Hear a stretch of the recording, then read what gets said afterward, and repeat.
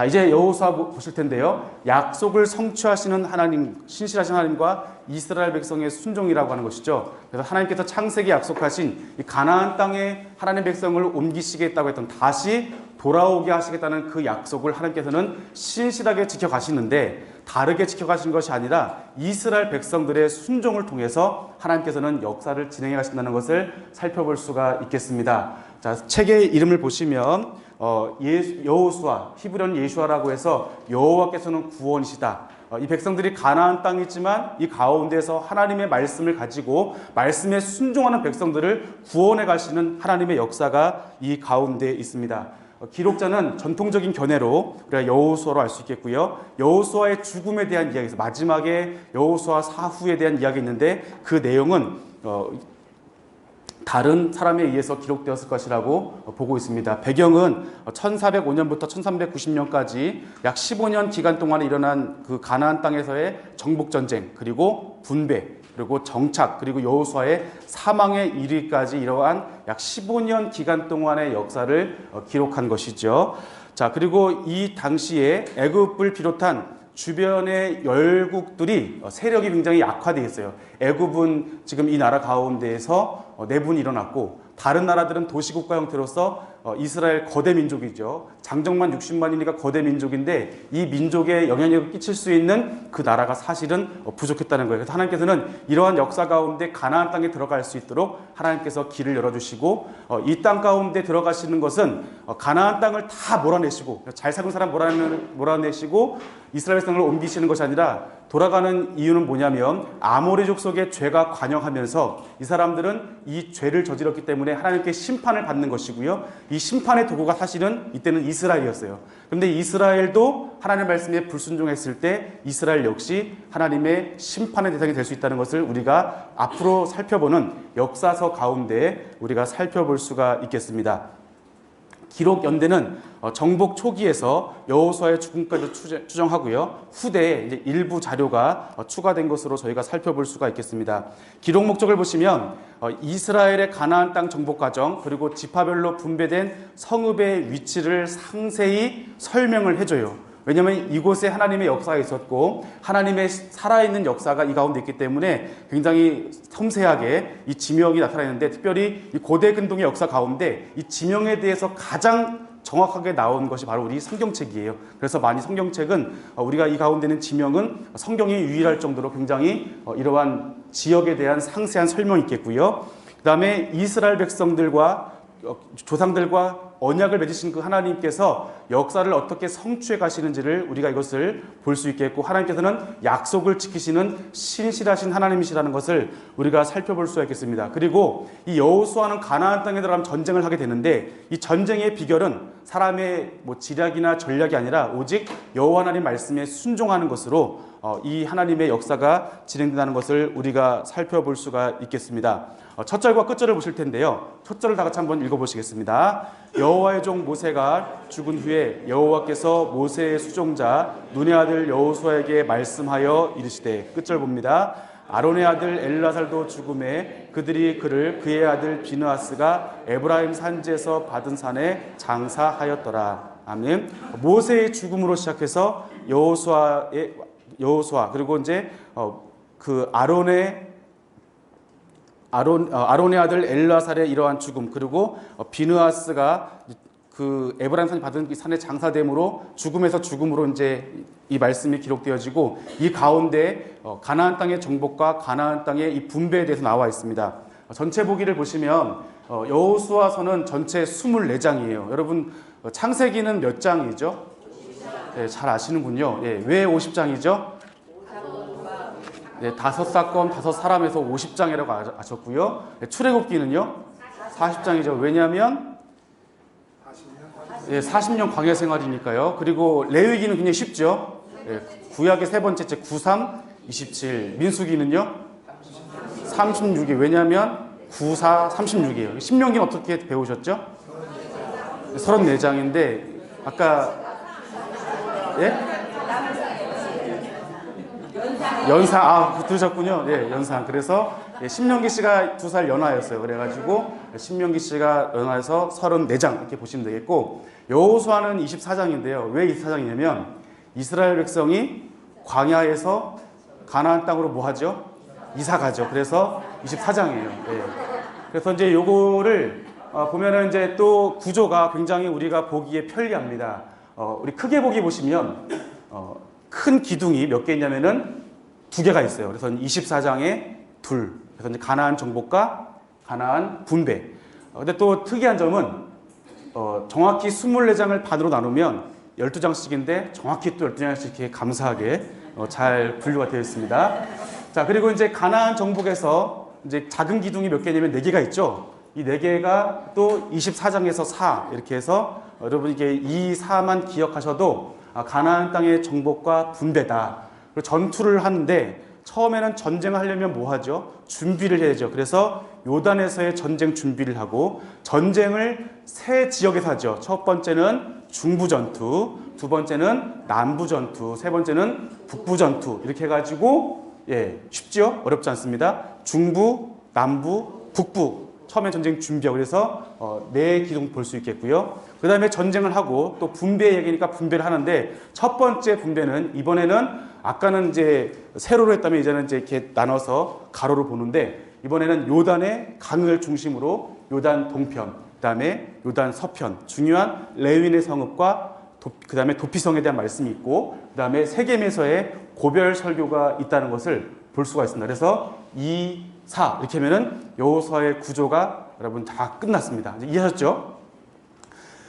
자, 또 중요한 것은 뭐냐면 첫 번째 이 부분입니다. 요단에서의 전쟁 준비 여기에서 할례 언약을 하면서 언약의 갱신이 이루어집니다. 그리고 마지막에 세겜에서의 고별 설교를 보시면 여기에도 이스라엘 백성들은 여호수아 앞에서 언약에 갱신합니다. 우리가 여호와 하나님을 섬기겠습니다. 갱신하죠. 그러고 보니까 이 여호수아 말씀은 하나님의 백성이 가나안 땅으로 이주하면서 하나님의 말씀에 순종하는 백성들, 하나님께서 우리에게 신실하게 역사를 일으키시는 가운데 이스라엘 백성의 순종을 통해서 가나안 땅의 정복과 분배가 이루어지는데 가만히 보니까 첫 번째 시작하면서 언약의 갱신이 있었고 마지막에도 언약의 갱신을 통해서 하나님께서 정복과 분배에 대한 것을 이루어 주신다는 구조를 살펴볼 수가 있습니다. 그래서 우리가 여기에서는 언약갱신 그리고 3번의 전투, 3번의 분배, 언약갱신 여러분이 이런 구조를 보시면 여호수아를 이해하시기에 한층 더 좋을 것 같습니다. 핵심을 보시겠습니다.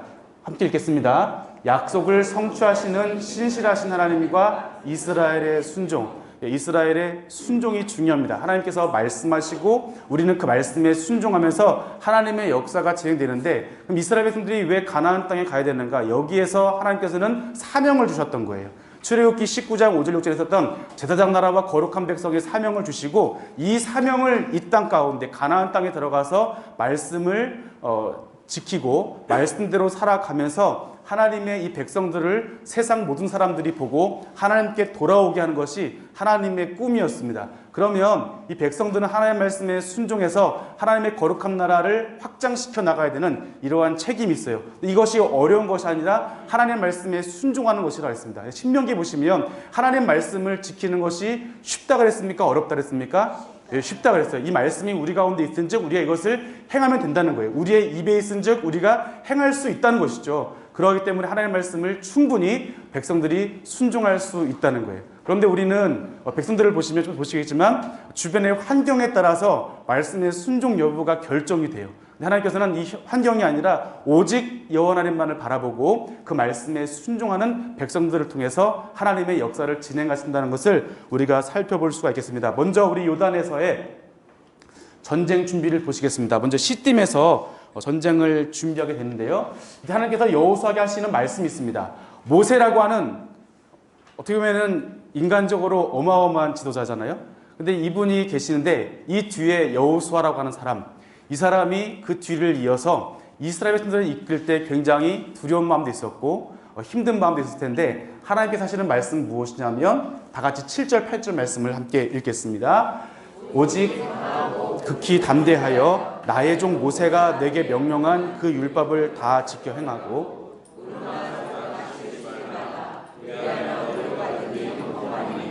이 율법책에서 말며 주야로 그것을 묵상하여 그 안에 기록된 대로 다 지켜 행하라. 그리하면 내 길이 평탄하게 될 것이며 내가 형통하리라. 아멘. 하나님 말씀은 오직 극히 강하고 담대하라고 하시는 말씀이시죠. 그런데 중요한 것은 무엇이냐면 모세가 너에게 명령한 그 말씀을 다 지켜 행하라고 하는 것이에요. 다른 것이 아니라 오직 하나님의 백성은 하나님의 말씀에 순종함으로 세워진다는 것이죠. 그래서 좌로나 우로나 치우치지 말고 어디를 가든지 하나님께서 지켜주시고 보호하신다는 것을 살펴볼 수 있습니다. 그래서 이 율법책을 우리의 입에 떠나게 하지 말고 그것을 묵상하라. 사실 이 묵상이라고 하는 것이 여러분 성경 말씀을 보시면 이때 하나님의 말씀이 어떤 말씀이었을까요? 아마 이때까지 따면 모세를 통해 전해주셨던 이 모세오경이 전부일 텐데 여기에 특별히 이 율법이라고 하는 것은 레위기 말씀이죠. 레위기 말씀 여러분 보시면 이제는 여러분이 레위기를 배우셨기 때문에 하나님의 사랑이라는 것을 알지만 근데 만약에 여러분이 지금 알기 전에 레위기 말씀 보시면 굉장히 어렵지 않으셨어요?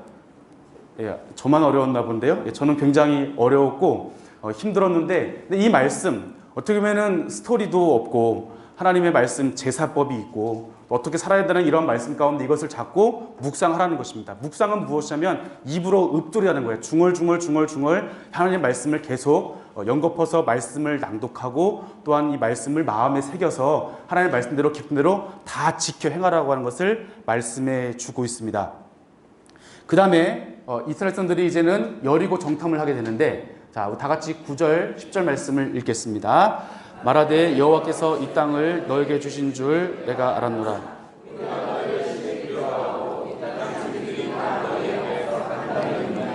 이는 너희가 애굽 땅에서 나올 때 여호와께서 너희 앞에서 홍해 물을 바르게 하신 일과 너희가 유단 저쪽에 있는 아모리 사람의 두 왕 시온과 옥에게 행한 일 곧 그들을 전멸시킨 일을 우리가 들었습니다. 네, 보시면 이것은 이제 기생 라합의 고백이거든요. 근데 기생 라합이 어떤 사람이냐면은 말씀 보니까 기생이에요. 근데 이 기생이라고 하는 사람은 예나 지금이나 굉장히 천한 사람이었고 이 지역에 있었던 이 가나안 땅에 있었던 아모리 족속이었고 멸망받을 수밖에 없는 그러한 사람이 기생 라합이었습니다. 그런데 이 기생 라합이 들었을 때는 무엇이냐면 여호와께서 이 땅을 너희에게 준 것을 내가 알겠다는 거예요. 그러니까 하나님의 말씀을 그 역사를 내가 듣고서 하나님의 행하신 일을 듣고서 이미 알겠다는 것을 말씀해 주고 있습니다. 자, 이스라엘 백성들이 이 땅을 이미 하나님께서 주셨고 여리고 땅에 들어갈 수 있도록 하나님께서 말씀하셨는데 왜 정탐꾼을 보냈을까 하는 것이죠. 하나님을 신실하게 믿지 않아서 보냈는지 아니면 본문에 보니까 하나님께서 정탐꾼을 보내라는 말씀이 없음에도 불구하고 지금 정탐꾼은 갔다는 거예요. 근데 가서 뭐냐면 갔더니 금방 발각돼가지고 기생 라합이 숨겨주고 그러니까 정탐을 제대로 하지 못한 겁니다. 그런데 놀라운 소식이 무엇이냐면 기생 라합의 고백이라는 것이죠. 이 땅을 이 지금 가나안 땅에 있는 사람들 특별히 여리고에 있는 사람들이 하나님께서 이 땅을 너에게 주신 줄 알겠다는 거예요. 그래서 우리가 심히 두렵고 이 땅의 주민들이 다 간담이 녹았다는 것입니다. 그리고 이 모든 일들은 10절에 있는 말씀처럼 여호와께서 행하신 그 모든 일들을 우리가 뭐 했다는 것이죠?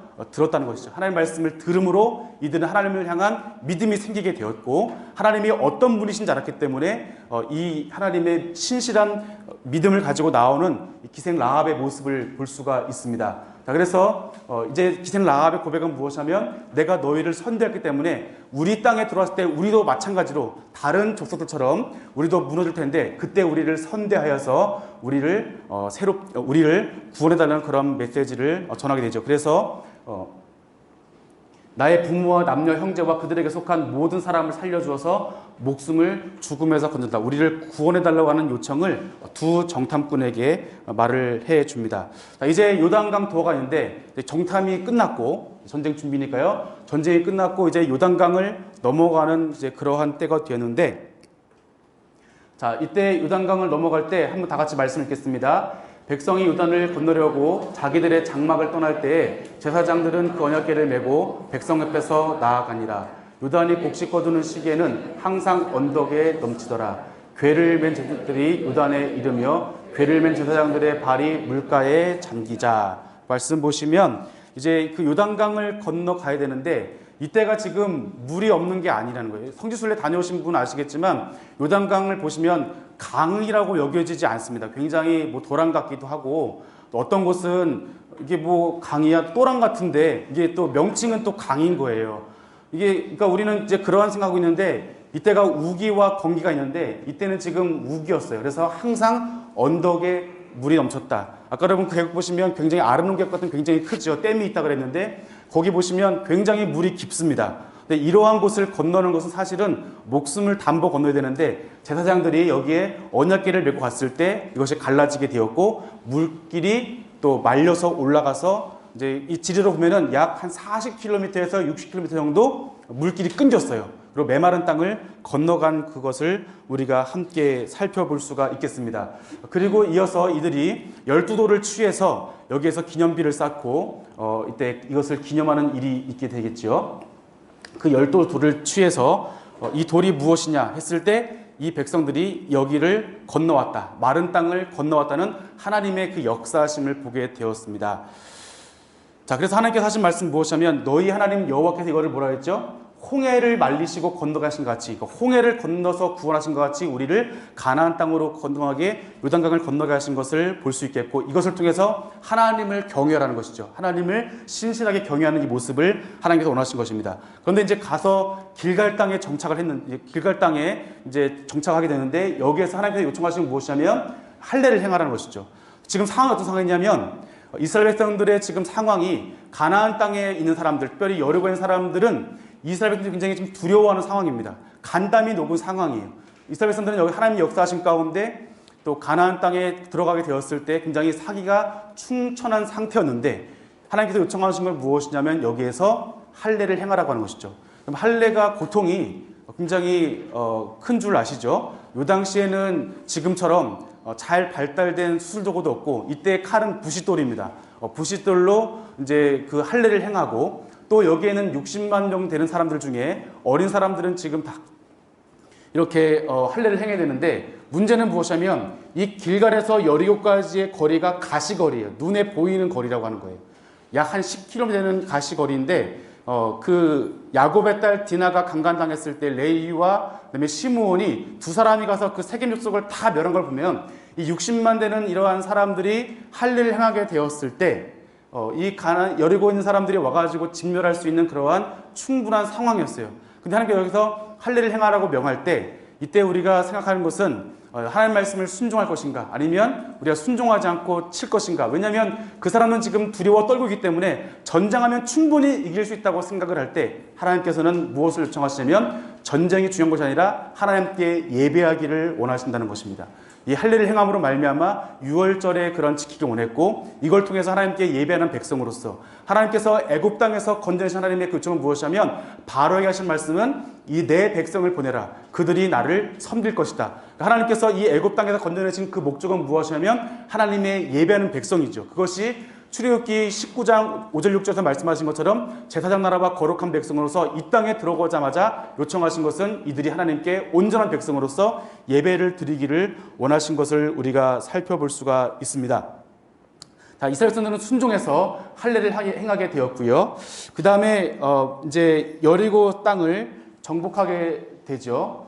자, 여기 말씀 보시면 애굽 땅에서 나온 후에 광야에서 난 자는 할례를 받지 못하였다. 할례를 받지 못했기 때문에 할례를 행하라는 거예요. 왜냐하면 할례를 해야 하나님의 유월절에 참여할 수 있기 때문에 하나님의 거룩한 백성으로서 언약 백성으로서 하나님께 예배하기 위해서 먼저 할례를 행하고 하나님의 언약 백성으로 살아가는 것을 말씀해 주시고 있습니다. 그리고 유월절을 지켰죠. 유월절을 지킨 다음에 이제 비로소 그 땅의 수산물을 먹게 되었고 만나가 그치게 되었고 이제 하나님께서 공급하여 주셨던 것이 이제 이 땅의 가나안 땅의 수산물을 통해서 이스라엘 백성들을 먹이시고 입히시는 것을 살펴볼 수가 있겠습니다. 자, 이런 가운데 군대 장관이 나왔는데 군대 장관이 왔을 때 여호수아가 우리를 위하냐 누굴 위하냐했을 때 군대 장관이 이때 이제 그 모세가 마치 가시떨기에 만나는 것처럼 이렇게 보게 되었을 때 네 발에서 신을 벗어라 신을 벗고 이때 이 모든 전쟁 앞으로 지금 전쟁을 하지 않았죠. 앞으로 벌어지는 모든 전쟁이 바로 하나님의 전쟁이라는 것을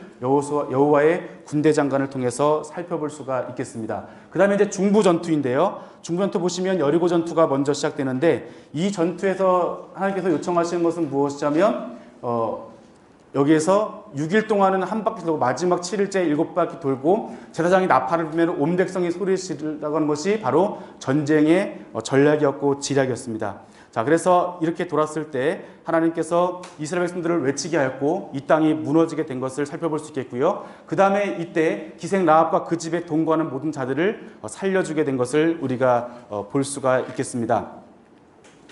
자, 그런데 이제 이스라엘 백성들이 아간의 범죄였죠. 아간의 범죄인데 이제 그 아이성이 있습니다. 아이성. 아까 보신 것처럼 여리고성하고 아이성하고 여러분 어디가 큰 것 같으세요? 예, 이제 다 아시죠? 아이성이 여리고성보다 이제 그 규모면으로 한 몇 배 정도 이제 큰 크기가 되었고, 아이성에 있는 사람들이 사는 사람들이 12,000명 살 정도로 고고학적으로 발견에 의하면 추측을 하면 12,000명 살았을 거라고 보는데, 이스라엘 백성들은 이제 60만 명이잖아요. 전쟁을 하려고 했더니 이제 이 사람들이 이제 여리고성도 이겼으니까 좀 만만하게 느껴진 것 같아요. 그래서 우리가 3만 명만 보내자라고 했는데 첫 번째 보냈을 때 여기 대피하게 됩니다. 그래서 여호수아가 무릎 꿇고 하나님께 기도해서 이 백성이 왜 이렇게 지게 되었습니까? 하나님께 통탄하면서 기도할 때 하나님께서 이 죄를 지적해 주셨고, 이 죄 가운데 누가 나오면 아간의 죄가 나오게 되었습니다. 하나님의 명하신 진멸법에서 모든 것을 다 멸하고 금과 은과 동은 여호와의 것이라 말씀하셨는데, 아간이 여기서 하나님의 것을 도적질하는 것을 우리가 살펴볼 수가 있겠습니다. 그래서 아간이 여기서 그 가족들이 전부 다 돌에 맞아 죽게 되었고, 근데 가족들은 왜 죽였을까라고 보았을 때 아간이 범죄인데 왜 죽였을까 생각해 볼 수 있겠죠. 그런데 이 당시의 생활이 천막 생활이기 때문에 아간이 만약에 그 훔친 것을 어디다 숨겼을까요? 가족들이 있는 그 가운데 아마 파도 자기 천막의 바닥을 파고 있었는데 이 모든 것을 식구들이 다 알 수 있었겠죠. 그렇기 때문에 이 식구들도 여기에서 책임을 면할 수가 없게 되었고, 이들도 아마 다 죽게 되지 않았을까 이렇게 살펴볼 수가 있겠습니다. 그 다음에 하나님께서 이제 율법 낭독인데, 율법 낭독은 여리고성은 하나님 말씀대로 순종했기 때문에 여리고성에서는 전쟁에서 승리하였고, 아이성은 하나님 말씀에 불순종했기 때문에 이 전쟁에서 실패한 이 두 가지를 전부 다 경험했어요. 그리고 아이성에서는 두 번째 하나님께서 말씀하신 것은 하나님께서 전략과 지략을 주시고 그대로 순종했을 때 아이성 전쟁에서 승리를 하게 되었습니다. 이걸 보면서 이스라엘 백성들은 이제 뼈저리게 느끼는 거죠. 아, 하나님 말씀에 순종하면 우리가 전쟁에 이길 수 있구나. 아, 불순종하면 우리가 질 수 있겠구나. 이 모든 것을 경험한 후에 하나님께서는 율법에 낭독하십니다. 세겜등에 가서 그리심산과 에발산에서 여호와의 복과 저주의 말씀을 선포하시고 이스라엘 백성들로 하여금 이 모든 것을 자세히 다시 가르쳐 주시는 겁니다. 그러니까 모세가 이미 그 느보산에서 모압 평지에서 이스라엘 백성들에게 신신당부하면서 말씀을 전하셨죠. 하나님 말씀에 순종해라. 다 언약갱신했지만 또 돌아와서는 이들이 시작하면서 이 실패를 경험하러 다시 한번 말씀을 세겜 땅에서 율법의 낭독을 하시면서 하나님께 다시 언약갱신하는 모습을 우리가 살펴볼 수가 있겠습니다. 절반은 그리심산에, 절반은 에발산에서 축복과 저주하는 말씀을 모두 낭독을 하게 되었다는 것을 우리가 살펴보게 되고요. 그 다음에 낭독하지 아니한 말씀이 하나도 없다. 하나님 말씀을 전부 다 낱낱이 이들에게 가르친 것을 말씀해 주고 있습니다. 그 다음에 우리가 볼 수 있는 것이 이제 남부 전투인데요. 남부 전투를 보실 때 우리가 이제 그 기브온 남부 전투에 기브온 화친이 있습니다. 기브온 화친인데 이 기브온 화친은 기브온 족속인데 이들도 아모리 족속의 한 족속으로서 멸망을 받아야 되는 족속이었지만 이들도 기생 라합처럼 하나님 말씀을 듣고 소문을 듣고 이 족속이 전부 다 멀리서 온 것처럼 뭐 빵도 곰팡이 난 거, 신발 떨어진 거 하고 와서 멀리서 온 것처럼 우리가 하나님 말씀을 듣고서 이제 백성이 되기 원합니다라고 해서 전부 다 이제 화친 조약을 다 맺었습니다. 근데 문제는 뭐냐면 시간이 흐른 후에 이 사람들이 거짓말하는 것이 들통났죠. 그러니까 이때 두 가지 문제가 있는데 첫 번째는 여호수아가 이것을 하나님께 묻지 않았다는 것이죠. 여호와의 이름으로 묻지 않았던 것이고 또 이들이 받아준 것을 잘못된 것을 살펴볼 수가 있는데요. 자, 이들이 멀리서 이렇게 거짓말을 해서 오게 되었다는 것을 볼 수 있겠고요. 그래서 이제 이들의 고백입니다.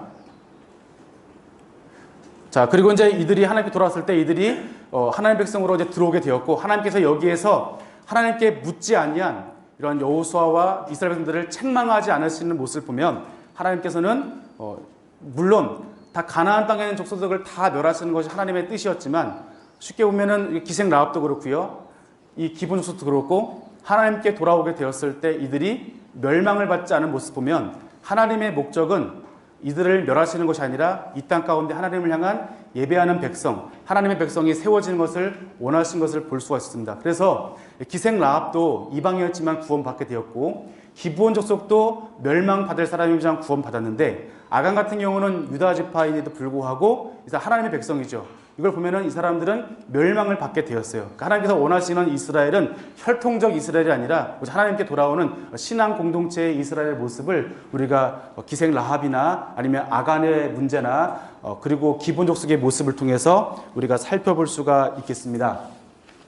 기브온 족속이 돌아오니까 이제 아모리 족속 다섯 왕들이 이제 화가 나는 거죠. 우리가 이제 함께 연합해서 이스라엘을 쳐야 되는데 기브온이 배반을 했으니까 이제 기브온을 먼저 치자. 기브온을 친 다음에 이스라엘을 치자라고 하는 이러한 계획 가운데 있었을 때 이것을 이제 기브온 족속이 여호수아에게 알려주게 되었고 여호수아는 이걸 듣고 한 40km 되는 이 언덕길을 올라가서 기브온 족속과 이제 아모리 다섯 왕의 이러한 전쟁을 하는데 이걸 보면은 하나님께서 이 전쟁 가운데 여호수아를 보내시면서 기브온 족속이 하나님의 백성인 것을 이제 인정해 주신 것을 살펴볼 수가 있겠습니다. 전쟁 중에 하늘에서 큰 우박덩이를 이제 내리셔서 이스라엘 손에 칼에 죽은 자보다 하나님께서 이것을 직접 전쟁을 함께 하시면서 우박을 내리시면서 기브온 족속을 보호하시는 그러한 내용을 살펴볼 수가 있겠습니다. 그리고 태양아 너는 기브온 위에 머무르라 달아 너도 아얄론 골짜기에 그리할지라면서 시간을 멈춰주시면서 전쟁에서 승리로 이끌어주신 그 모습을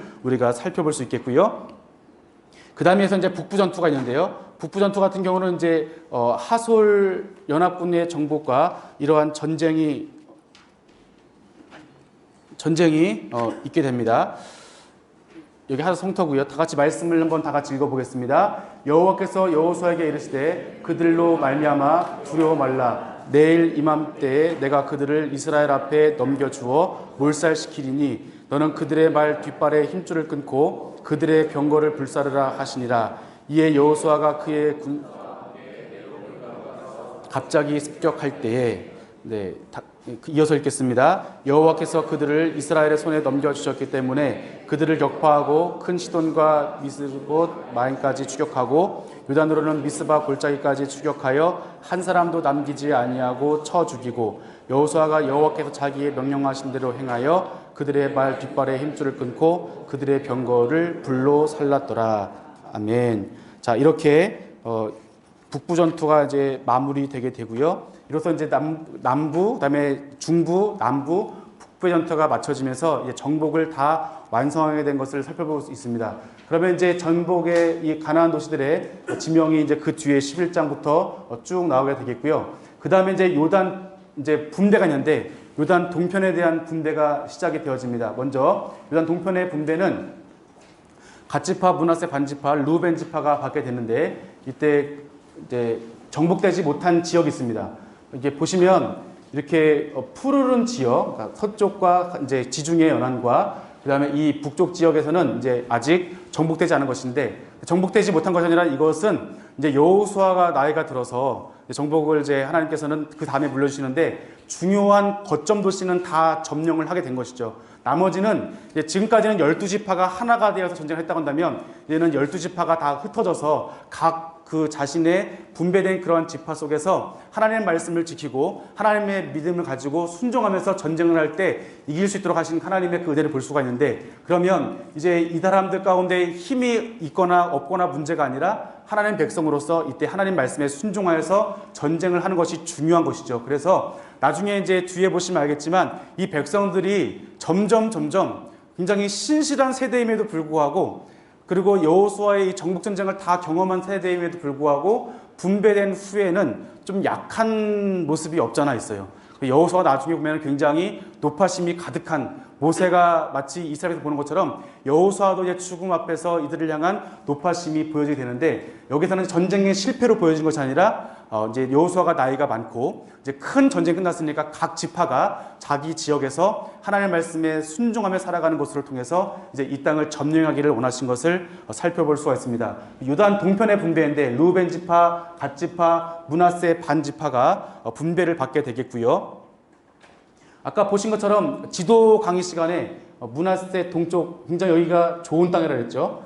예, 여기가 므낫세, 여기 서쪽 므낫세, 에브라임, 굉장히 좋은 땅인데 먼저 이 동편에 동쪽 므낫세와 갓지파, 루벤 지파가 먼저 그 모세와 언약한 대로 여기를 그 분배를 받게 됩니다. 그 다음에 요단 서편의 분배인데 첫 번째 분배가 두 번 이루어지는 첫 번째 그다음에 그 분배와 두 번의 분배가 이루어지는데 요단 서편에 대한 기업의 분배를 14장에서 말씀하시고 그다음에 분배를 한 후에 갈렙이 여호수아를 찾아오게 됩니다. 갈렙을 보시면 갈렙은 누구냐면 갈렙은 여호수아와 함께 12정탐꾼 중에 2명이죠. 그리고 12정탐꾼 중에 유일하게 가나안 땅에 들어간 유일한 어르신이에요. 여호수아도 어르신, 갈렙도 어르신인데 이 두 어르신인데 여호수아가 분배하는 중에 이제 갈렙이 이제 여호수아를 찾아왔어요.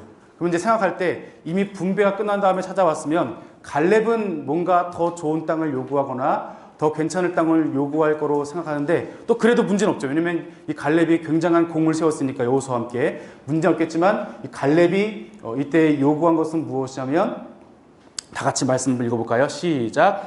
나와 함께 올라갔던 내 형제들은 백성의 간담을 높게 하였으나 나는 내 하나님 여호와께 충성하였으므로 그날에 모세가 맹세하여 이르되 내가 내 하나님 여호와께 충성하였은즉 내 발로 밟는 땅은 영원히 너와 내 자손의 기업이 되리라 하였나이다.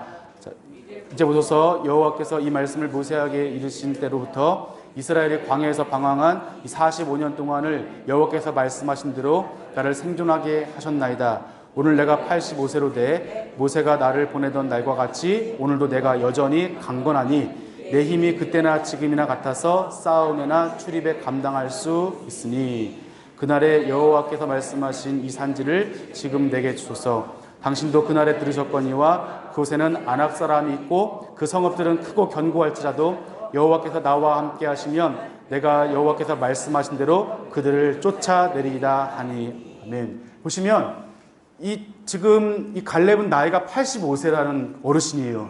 그런데 이분의 생각은 뭐가 있냐면 여호와께서 나와 함께 하시면 우리가 하나님의 말씀대로 이들을 쫓아낼 수 있다는 거예요. 사실은 여호수아나 아니면 갈렙이 뭔가 전략에 뛰어나고 훌륭한 지도자이거나 아니면 지략에 뛰어나서 이긴 것이 아니라 이들의 승리의 비결은 오직 여호와 하나님의 말씀에 순종하였기 때문에 이겼다는 것입니다.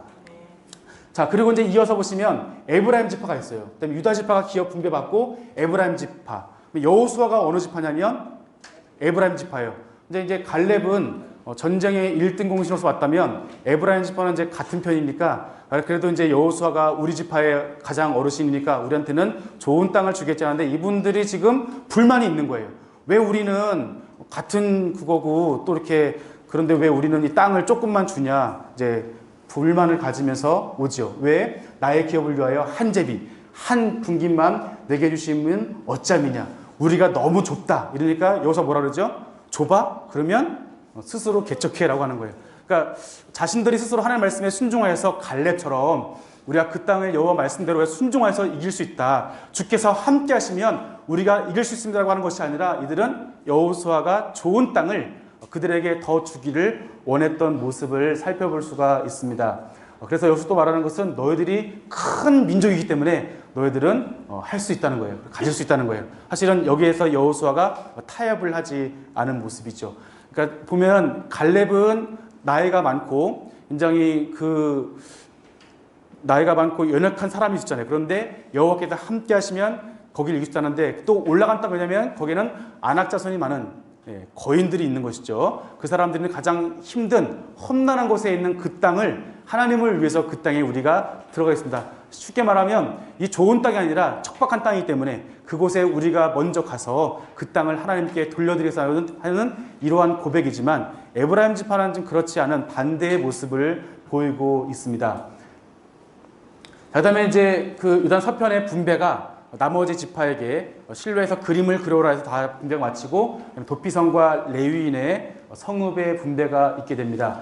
도피성은 여러분 아시는 것처럼 무죄한 자의 피를 흘리지 않게 하는 하나님의 특별한 은혜였는데 요단 동편의 세 곳 또 서편의 세 곳이에요. 그리고 또 북쪽, 또 중부, 남부 해가지고 다 어느 곳에서나 하루길에 갈 수 있는 그러한 장소가 바로 이 도피성이라고 하는 것을 살펴볼 수 있겠고요. 도피성을 위해 제정하고 부지 중에 그러니까 실수로 자기가 의도하지 않게 사람을 죽인 자는 그쪽으로 도망해서 피해 보복자를 피할 곳으로 만들어 주셨습니다.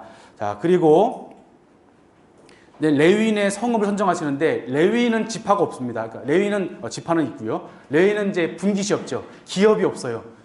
하나님 말씀하신 뭐냐면 레위인 너희들의 기업은 누구라는 거예요? 나 여호와가 너희의 기업이라는 것을 말씀해 주십니다. 사실은 레위 지파는 그 세겜 족속을 죽인 것 때문에 디나에 강간당한 것 때문에 레위와 시므온이 죽인 것 때문에 굉장히 하나님께 이렇게 그 야곱에게 저주를 받은 사람들이었지만 나중에 그 출애굽기 32장을 보면 여호와를 위하여 대신 그들의 하나님의 그 마음을 시원케 해드림으로써 앞으로 이제 영원히 하나님의 거룩한 백성으로 되고 영원히 하나님께서 복을 주신다는 그러한 복을 모세를 통해서 받게 되는데 바로 이 레위 지파의 사명이 무엇이냐면 이들에게는 각 성읍을 주는 겁니다. 48성읍을 정해서 각 지파별로 줘서 여기에서 그들이 경작하면서 하나님 말씀을 이제 면제년 끝에 아까 7년마다 한 번씩 하말 성경학교를 우리가 매번 하고 읽기를 매년 하는 것은 원래 7년마다 한 번 해야 되는데 아까 왜 그런다 그랬죠? 옛날에 하도 안 했으니까 지금 이제 우리가 채워서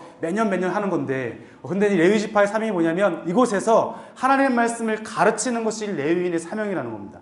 두 번째는 이들이 가르치면서 그 말씀대로 함께 살아가야 되는 것이죠. 근데 뒤에 사사기 보시면 아시겠지만 이 레위인이 제대로 역할을 못했을 때 나라의 타락에 이르고 가는 그런 모습이 있습니다. 레위인은 하나님이 기업이시기 때문에 자기들의 먹고 사는 문제가 아니라 하나님 백성을 지키는 그 땅에서 그 지파에게 하나님 말씀을 전해야 하는 마치 모세가 느보산에서 하나님 말씀을 전한 것처럼 그리고 아까 그 세겜 땅에서 그리심산과 에발산에서 축복과 저주를 선포한 여호수아처럼 이 레위인의 사명은 사실은 각 지파에 흩어져서 그곳에서 48성읍에서 하나님 말씀을 가지고 하나님 말씀을 선포하는 자로서 살아가야 하는 것이 이들의 사명이었습니다. 그래서 이제 이 레위 지파의 성읍들이 이제 전해지게 되었고 이렇게 48성읍이 정해지게 되었습니다. 이 48성읍 중에 아까 그 도피성이 몇 개라 그랬죠? 6개죠. 6개가 이 48성읍 중에 포함이 되어집니다. 자, 그리고 이제 이스라엘의 기업의 분배가 완료되었고요. 그다음에 세겜에서의 고별 설교를 보시겠습니다. 먼저 지도자들을 향한 여호수아의 권면과 경고가 있는데 너희는 힘써 크게 힘써 모세의 율법책에 기록된 것을 다 지켜 행하라. 그것을 좌로나 우로나 치우치지 말라. 그러니까 똑같이 하나님께서 하나님께서 여호수아에게 말씀하신 것처럼 이제는 여호수아가 자기의 생을 마감하면서 그의 백성들에게 하는 말씀 뭐냐면 모세의 율법책에 기록된 대로 다 지켜하고 좌로나 우로나 치우치지 말라고 말씀을 하십니다. 이어서는 백성들을 향한 여호수아의 고별 설교가 있는데 여기서 하나님 말씀도 똑같이 그 지도자에게 하신 말씀과 똑같이 말씀을 전하시면서 이 여호수아의 마음 가운데 높아심이 있습니다. 무엇이냐면 이들이 하나님만 섬기라. 왜냐면 이들의 그 모습 가운데 약간 그 불안감이 지금 여호수아의 마음 가운데 감지가 된 거예요. 너희들이 섬기던 신을 치워버리고 여호와만 섬기라고 말씀하고 있는데 또 말한 것은 뭐냐면 여호와를 섬기는 것이 너에게 좋지 않게 보이거든 너희들이 다른 신을 섬겨라. 그런데 나와 내 집은 오직 여호와만을 섬기겠다라고 말하는 거예요. 그래서 이제 이걸 보면은 이 백성들이 그 땅에 정복해 살아가면서 하나님 말씀대로 집렬 전쟁을 하고 하나님 말씀에 순종의 전쟁을 해야 되겠지만 이제 이들 가운데 뭔가 편리함 또 우리가 이들이 갖고 있는 그 합리성 이런 것이 이들로 하여금 타협을 하게 되었고 결국은 이 사사시대가 우리가 알고 있는 것처럼 굉장히 어두운 시대를 보내게 되는 것을 볼 수가 있겠습니다. 그래서 여호수아는 이들에게 너희들이 지금 섬길 신을 섬겨라. 하지만 나와 내 집은 오직 여호와 하나님만을 섬기겠다고 말하고 백성들은 여기에서 그렇지 않고 오직 우리가 하나님만을 섬기겠습니다라고 다시 언약의 갱신을 하면서 이 여호수아가 맞춰지게 됩니다. 그리고 여호수아의 죽음과 엘라살의 죽음이 있어지면서 여호수아가 마무리되는 것을 우리가 살펴볼 수 있겠고요. 자, 여호수아를 통해 우리가 살펴본 것은 약속을 성취하시는 하나님과 그리고 이스라엘의 순종의 모습을 우리가 살펴보았습니다. 하나님께서는 어떻게 역사하시는가? 결국 우리에게 하나님께서는 신실하시기 때문에 그 약속을 이행해 가시는데, 다만 하나님의 백성들이 무엇을 해야 하냐면 하나님의 말씀에 순종하는 모습이 필요하다는 것입니다. 그래서 중부전투도 남부전투도 북부전투도 전부 다 하나님의 말씀에 순종해서 전쟁에서 이기게 되었고, 이제 이들 가운데 있었던 기생 라합도 믿음으로 왔을 때 구원받게 되었고, 또 기본전투도 믿음으로 왔을 때 구원받게 되었지만, 결국 이 아간이라고 하는 사람은 이스라엘 족속에 또 유다 지파임에도 불구하고 하나님의 말씀을 어기고 그 말씀에 순종하지 않았을 때 버림받는 이러한 모습도 우리가 함께 살펴보았습니다. 하나님께서는 우리에게 요청하시는 것은 이 시대에도 우리에게 신실한 세대를 요구하시는데, 하나님은 우리에게 말씀해 주셨고, 우리가 오늘날의 제사장 나라와 거룩한 백성의 사명을 감당하기 위해서는 우리가 오늘 말씀에 있는 레위인처럼 우리가 있는 그 위치에서, 또 여러분의 사역지에서, 우리의 사역지에서 하나님의 말씀을 바르게 선포하고 그 말씀대로 살아갈 때 하나님께서 이 나라에도, 또 우리 삶에도, 우리의 사역지에도 하나님의 거룩한 나라, 하나님의 말씀에 순종하는 그러한 나라가 세워지기를 소망해 봅니다.